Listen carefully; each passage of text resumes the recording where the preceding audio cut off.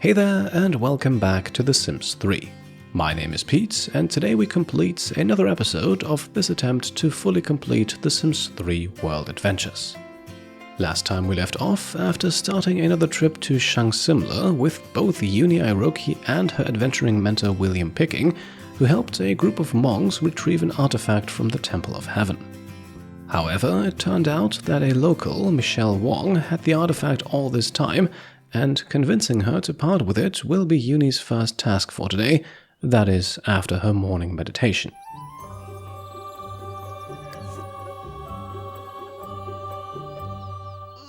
While she then visits Michelle in her home, we notice that William is spending money to get a few gems cut and metal smelted.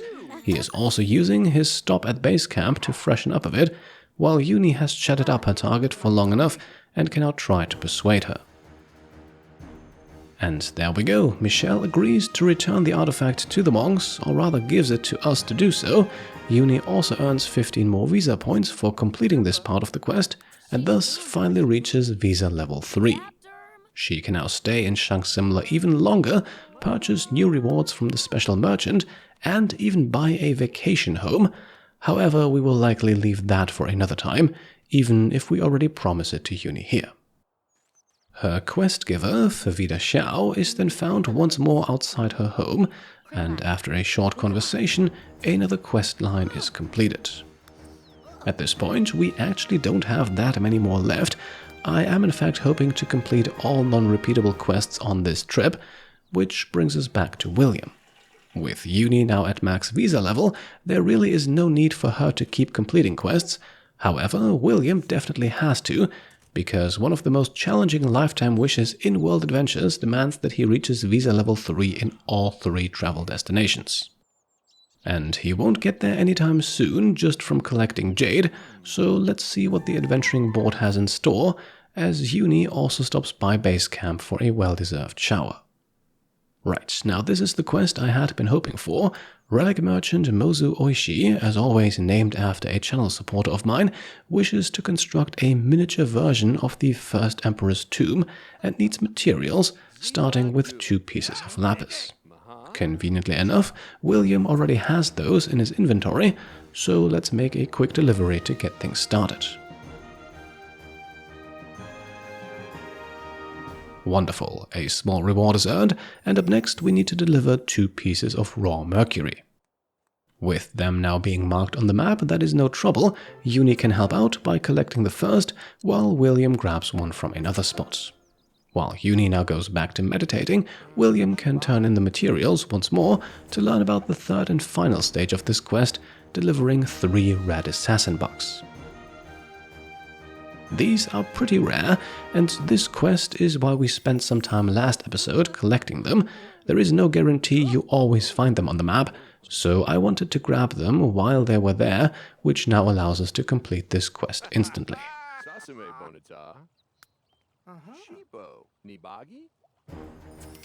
And there we go, William reaches visa level 2, only 1 more to go, and we also receive a generous cash reward of over 7,000 simoleons. Let's keep things going then, back to the adventuring board and we pick up The Lost Way. Mixie Iroki, Uni's sister-in-law, is worried about a member of her martial arts club no longer showing up to their sessions. Not necessarily a grand adventure, but William has the friendly trait and should be able to help, so let's find Alan Lee, whose real-life counterpart is a patron supporter in the naming rights tier. Now, finding out what made Alan stop visiting the sessions takes some softening up, but again, William's friendly trait helps out, and in the evening, Alan spills the beans. He feels like the club simply has nothing more to offer, and that his martial arts skills are well developed. Let's head back to Mixie to report in. Now, sorry for the camera work here, but the most important part is that Mixie is not satisfied and wants us to convince Alan that the martial arts club has more to offer than he thinks. So, I suppose we'll have to head back to his home and socialize a bit more. Eventually, the relationship is good enough to try our argument. And Alan sees reason, intrigued by potential secrets that the club may hold, But regardless of his motivations, we can share the good news with Mixie now and complete what is admittedly one of the less interesting quests in Shang Simla. Nonetheless, we can now mark it off of our completionist checklist and meet back up at base camp.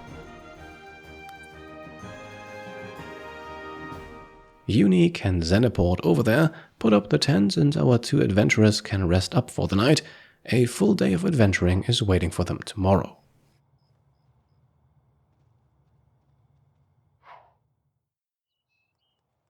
As usual, the day begins with a round of meditation for Uni, while William grabs his smelted metals, 9 platinum ingots, some good money there, and checks for new adventures. This time, he needs to speak to Michelle Wong about a curious note containing information about a treasure. Let's accept and pay her a visit in the middle of the road. Michelle tells us that centuries ago an evil warlord stole treasure from a princess and that she believes the note to reveal its location. Unfortunately, she cannot decipher it and sends us to special merchant Ku Hao Yit for help. No problem, we gladly accept and meet William's oldest acquaintance here in Shang Simla in the marketplace, and after a good 2 hours of relationship building, Ku Hao agrees to help and sends us on an adventure to find the key to unlock the evil warlord's treasure chambers. Now that key is actually found right here underneath the market, so let's Zeniport Uni over here. However, before we begin, let's have her talk to Ku Hao as well. At visa level 3, she can now make 2 new purchases. First, a partnership certificate that allows her to extend her stay while she is already here. Not needed at this moment, but maybe later. However, the other one, the Sultan's Tabernacle, that one will grab for 2,500 ancient coins. This is a unique tent that can only be purchased from the special merchant, and it is not only better than our current luxury tent, but actually one of the best beds in the game, period. Not to mention that it sells for almost 50,000 simoleons, so it's a great way to turn ancient coins into money. For now, we'll hold on to it though, and Uni heads to the back of the market to find a hidden hole in the ground, and under the watchful eyes of her mentor, unlocks the entrance to the secret market caverns. Downstairs, Uni looks inside the sarcophagus, while William unlocks a hidden door by mourning at the tombstones. A wish fulfilled, and a second door opens soon after, as Uni finds a hidden switch. While she enters the first small treasure chamber, William's mourning has revealed a hole in the floor containing some treasure. This brings up various relic-related wishes, as William then jumps into the dive well to explore where it leads. Uni carries the Master Thief's coin, so she'll be the one to collect all the ancient coins on this adventure, and she also doesn't need to follow William into the water, as he finds a secret switch to unlock the path onwards. Some stairs lead us down a level. The Tier of Horrors also reveals that we have plenty of treasure still to find. For now though, we enter the caverns proper, rocky walls and lots of boulders, but also lots of valuables. The first few relics are quickly collected as Uni smashes the 3 boulders in the middle of the room, each one revealing a hole underneath containing various bits of treasure.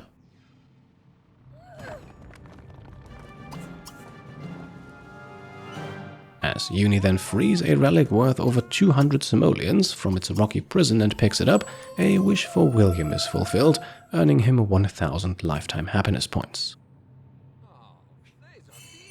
Uni then investigates a hidden door, while William is still busy poking around in the floor. The secret room, meanwhile, contains a valuable zodiac animal worth almost 3,000 simoleons.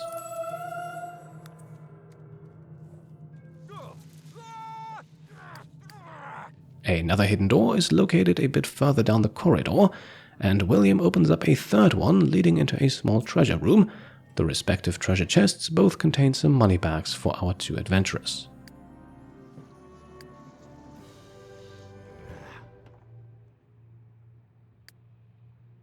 At this point, Uni can follow the hallway, picking up all treasure along the way, while William finds some ancient coins himself and another tombstone around the corner. As far as I know though, this tombstone does not do anything. Uni then reaches another pile of rocks to smash with the axe of Pangu, a money bag hidden beneath it, and a hole in the floor waits for her a few steps further down. William meanwhile loops around a corridor on the opposite side and collects a valuable relic, just as Uni comes across a group of statues blocking the path onwards.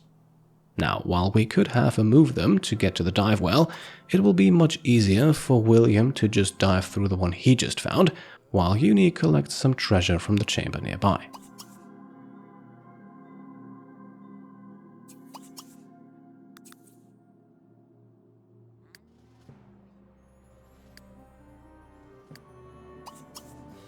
William then emerges and immediately pushes a statue onto a pressure plate, unlocking a secret door that he can now go through to collect the keystone that is needed to reach the end of this tube.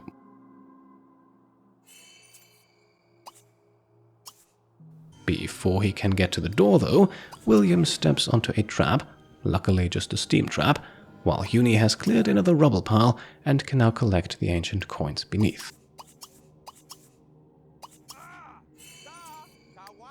Eventually then, William disables the trap and our two adventurers can proceed. The keystone is placed, the final chamber opened, and both of them earn 1,500 lifetime happiness points for fully exploring it too. William immediately collects the keystone to open the Warlord's treasure chamber. This here is only the prelude, while Uni has spotted another hidden doorway. More treasure inside. William is also mourning at all available tombstones in order to unlock a few more secret holes in the floor, just as Uni collects the tomb symbol, very important for the completionist aspect of this series. Together, the two of them then grab all the remaining treasure at the end of the room here, some relics, gems and ancient coins, and then William wanders off to report back to Kuhao Yid, while Uni makes her exit jogging to improve her athletic skill.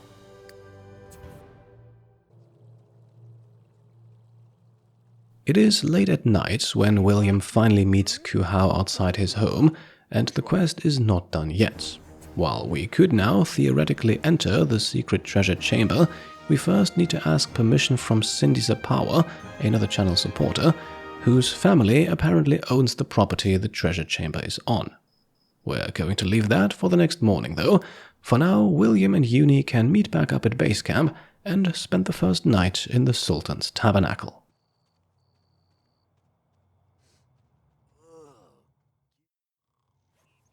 And here's the results. Not even 6 hours later, Uni is up again and well rested.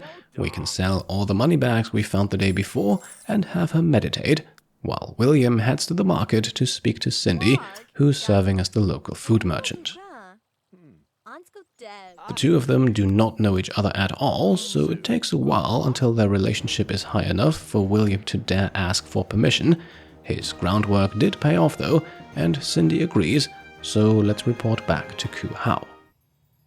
In the meantime, Uni has finally, after several episodes of working on it, meditated for a grand total of 48 hours, fulfilling a long-standing wish and earning her 10,000 lifetime happiness points. Kuhao is then met at the Martial Arts Academy and sends William into the evil warlord's treasure chamber, just as Uni fulfills another wish to visit the nearby Scholar's Garden. So we meet back up in the market. Honestly, I'm not quite sure why this property allegedly belongs to a private person, but so be it. Either way, with our permission granted, we can now unlock another secret staircase and go below. The first thing William spots is a hidden door, and he's got a wish to find one, so that fits. Just as we collect the treasure behind it then, Uni reaches athletic skill level 6. Once again, she has been jogging to get here. A plaque on the wall then warns us that this is a fortress that only the boldest adventurers may breach, and we're about to see that for ourselves in just a moment, as Uni has arrived and the two can now walk deeper into the tomb. Through several corridors, we eventually reach the spot where the keystone needs to be placed, and with that unlock another level further below.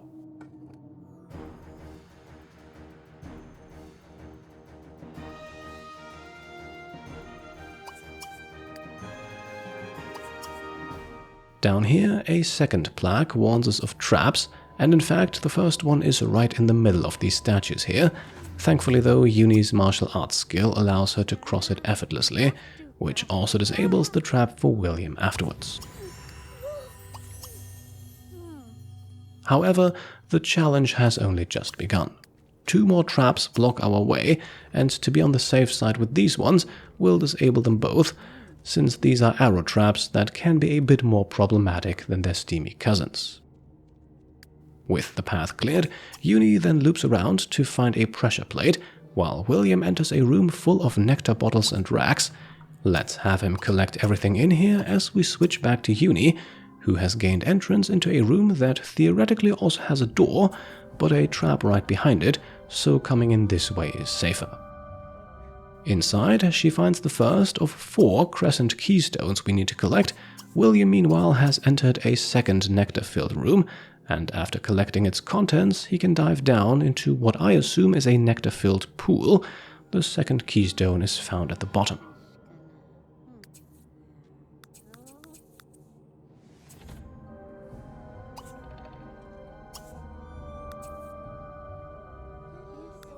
So far so good, but then in an attempt to disable another trap, William steps onto a concealed one and gets spiked with arrows, and soon passes out as a result. Now don't worry, he will be back up in just a few moments, so Uni can just keep going, hop over the trap and then carefully examine the floor at the end of this hallway for more of them. As you can see, William is already back up on his feet and can explore the treasure room right next to Uni. This one has another concealed trap inside, but after locating it, we don't really need to disable it. Knowing about its location is enough for William to step around it as he collects all the treasure. That treasure then extends to a large display case full of relics, enough to fulfill 2 related wishes for him, a grand total of 7,500 lifetime happiness points, alongside the 3rd keystone on the nearby table here. In the meantime, Uni has cleared all traps outside with a hole in the wall, and the 2 of them can now get some rest. The tomb offers little space to place our tent, and before we head deeper, we might as well turn in using the beds in this first chamber here.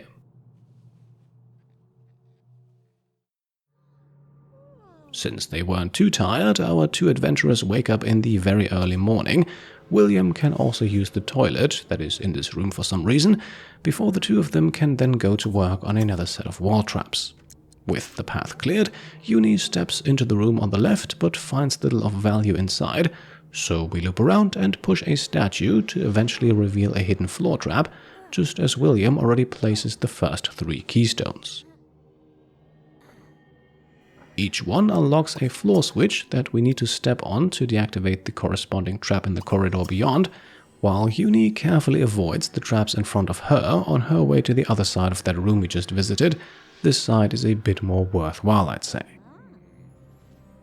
She finds plenty of valuables, however, the most important one, the 4th and final keystone, is nowhere to be found.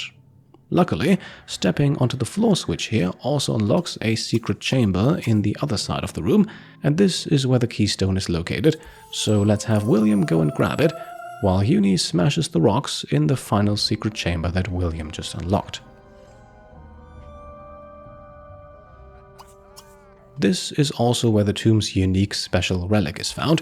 Yes, this does count as a separate tomb, adding 2 more to the list for William today, who needs at least 6 in all 3 foreign locations.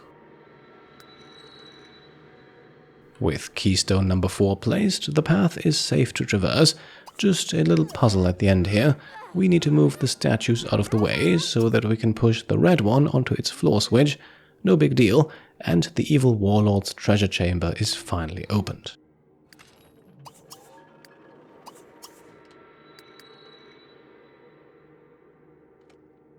Our 2 adventurers are still alive and can now help themselves to the riches within.